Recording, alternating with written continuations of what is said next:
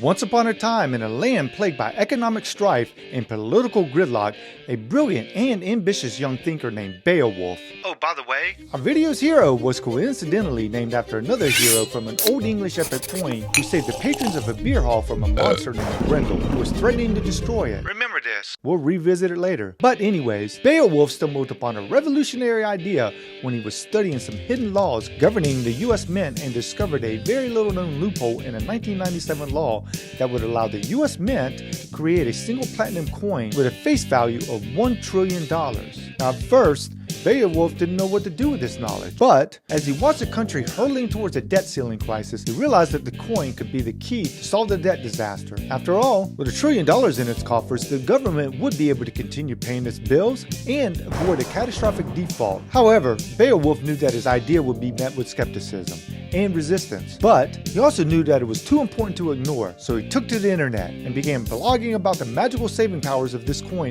on a website called New Economic Perspectives. At first, no one paid much attention, but as the debt ceiling crisis came to a head, more and even more people started to read Beowulf's posts, and very soon the idea of $1 trillion coin was being discussed at the highest echelons of government, as well as by expert economists and policymakers as a potential solution to the debt ceiling crisis. But the politicians and bureaucrats were still divided. Some saw the coin as a stroke of genius, a way to break the gridlock and save the country from financial ruin. Others saw it as a dangerous and irresponsible gamble that could destroy the economy. Now, it's not well documented what President Obama's specific reaction was to the $1 trillion coin.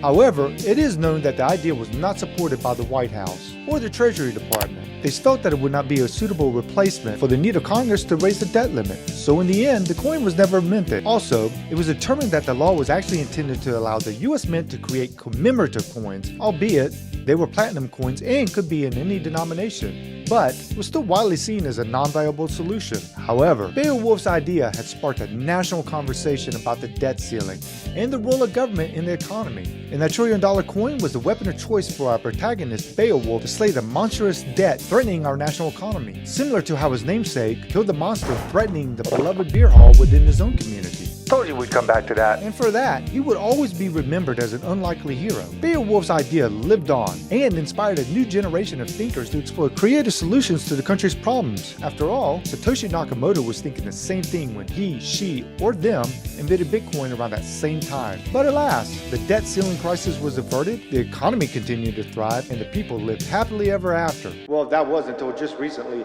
when our national debt ceiling exceeded $31 trillion in December of 2022.